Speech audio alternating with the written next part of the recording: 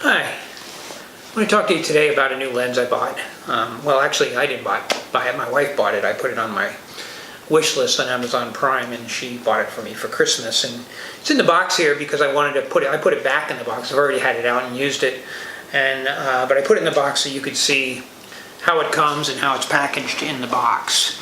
So this is it. It's the Rokinon 24mm F2.8 to F22 lens. The lens is very lightweight, very small, perfect for travel, for if you're getting out and doing a lot of hiking and you want to lighten up your load.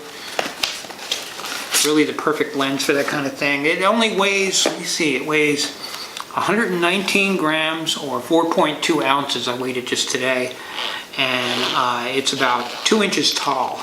So, you know, just a little guy. You know, it comes in this really cool little case that you get with the little red accent like you have on the lens. I like that.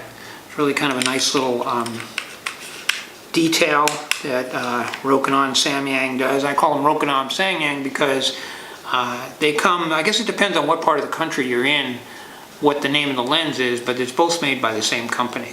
So the reason I bought this lens, the reason I was interested in it and even gave it a try, is because of this lens that I have on my camera right now, which is the Rokinon 35 F2.8 lens, and it's really a sharp lens. I did a review on it, and so if you're interested in looking at that, you can go ahead and check that out. So yeah, it's Rokinon. These little lenses have given me a kind of a different philosophy in my lens acquiring. For one thing, I'm moving more towards prime lenses. I'm moving away from a lot of zoom lenses. I've done some work in photography. I wouldn't call myself a professional photographer, but I've done some work. I've done weddings, I've done portraits, but I've never really supported myself by photography. It's always been a passion for me and something that I love to do, and I never want to get too deep into doing weddings and things like that because I wanted it to continue to be my pleasure and not my work. But so when I was doing that, I had a lot of zoom lenses like that. When I used to shoot Canon, I had the 24 to 105 and the 70 to 200, and I had the 100 to 400. I had a whole bunch of their L lenses. A lot of money invested in lenses. I had some of their prime cameras, but then of course I found Sony, started out with the A6000 and worked my way up to the A7 III now, and I'm loving their system. But now I'm loving what companies like Rokinon are doing, which they just started making. Rokinon never made autofocus lenses before, and this is, or I guess they made them, like, I read somewhere they used to make them like 20 years ago, but they haven't made them in a long time. And these two lenses are two of their first autofocus lenses that they've made. And now they have quite a line of them. They have a 35 f1.4. I think they have a 14 f2.8. They have this 24 f2.8, the 35 f2.8. What is the other one they have? There's another one. Oh, they have a 50 f1.4 and an 85 f1.4. So they put out a whole line of prime lenses, and they're really nice. They're really nice. The other ones are even quite a bit bigger than these, and they're maybe a better construction. But this lens is pretty nicely constructed. It has this little, you know, lens hood on it that I just put on it, and it's made. I guess it's made out of plastic and metal. Really a lightweight kind of metal. It has a metal lens mount. It has a 49mm filter size that you can put 49mm filters on, and a little lens cap that you put on there. This is how it looks on my Sony A7 III.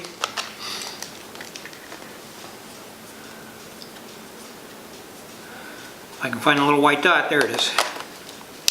Okay. That's how it looks on the Sony A7 III. Put it like that even. You know, it's very small and it doesn't take up a lot of space. And you know, with the fact that it only weighs 119 grams, you really don't even know you have it on the camera. It's like you're just holding the camera in your hand.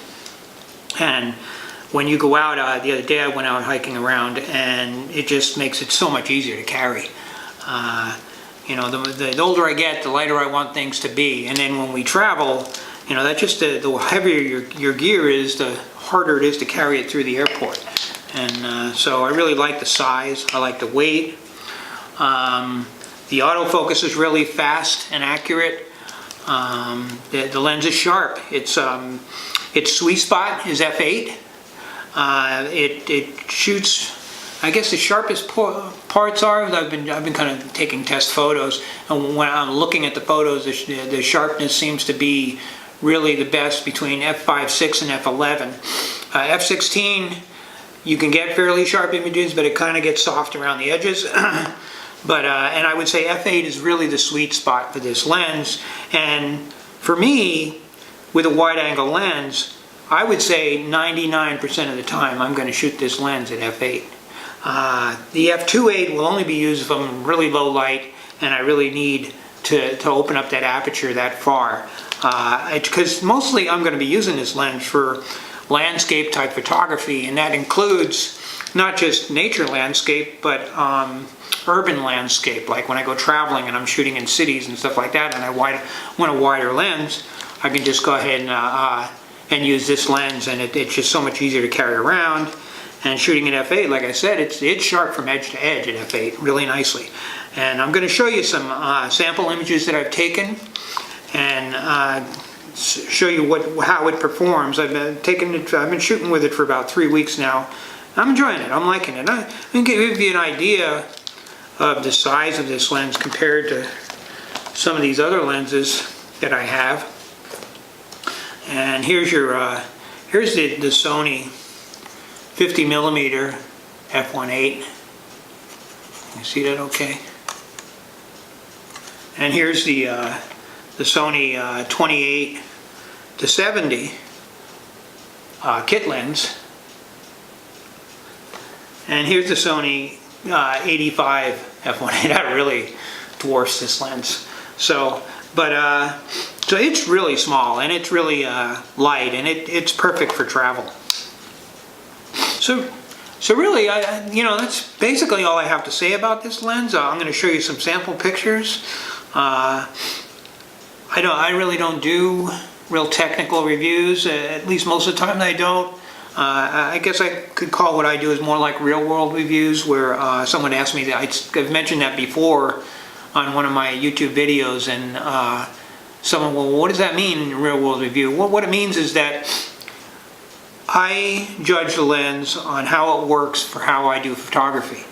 I go out, like I said, I'll probably be shooting this mostly at f8, so I mostly judge this lens by how it performs at f8 more than any other focal length, and even f11, because it shoots pretty nice at f11 as well. Because mostly what I'm going to use this lens, like I said, is for landscape photography, and so I'm judging the lens by, okay, I go out, I make my capture, I bring it back into software, I sharpen it, I adjust the color, I adjust the contrast, all the things I do in software, and then the end result image I get, that's how I judge the lens. It's not how it comes right out of the camera, which a lot of people go, well, this is the picture right out of the camera. And yeah, that does give you an idea of the quality of the lens, but I know that I don't have to spend, you know, $1,500 on a 24mm lens to get the kind of image that I'm looking for, and to get a nice, sharp, colorful, expressive image that expresses my vision of what I saw and what I want other people to see. My philosophy in photography is that I don't take pictures, I make images. And so I go out, I make a capture, and then I turn that image into what I want it to the emotional expression of what I saw when I took that image. Because I've even gotten in the habit, I used to just shoot everything. Now I'm more selective as to what I make images of. I mean, when I travel, I take a lot of pictures because I don't want to miss anything, but even then I try not to just take mediocre images. Sometimes it happens. But anyway, I like this lens, I'm enjoying it. I like the size of it, I like the weight of it, I like the price of it. It was $300. It's just everything about it is really right there, right in the ballpark for me, and it is the kind of system that I pretty much moved from using zoom lenses to all prime lenses, and because you just get a better quality out of prime lenses and you get a better quality for less money. So yeah, if you're looking for a 24mm lens, an F2.8 is wide enough for you, and you do a lot of shooting in higher apertures, I would highly recommend this lens. And if you do a lot of traveling, I would highly recommend this lens because it's just so easy to carry around. So anyway, that's my thoughts on Rokinon 24mm F2.8. If you liked my review, go ahead and or my video, go ahead and give me a thumbs up and hit that subscribe button if you'd like to see more of them. I like to do videos on photography, on software, on sometimes reviews. I really only review the stuff I buy. Nobody sends me lenses to review, and I don't rent lenses to review. I really only review the stuff that I buy. So you know that if I say I like it and I'm keeping it, that it's pretty sincere. So anyway, you have a great day, and thanks for watching.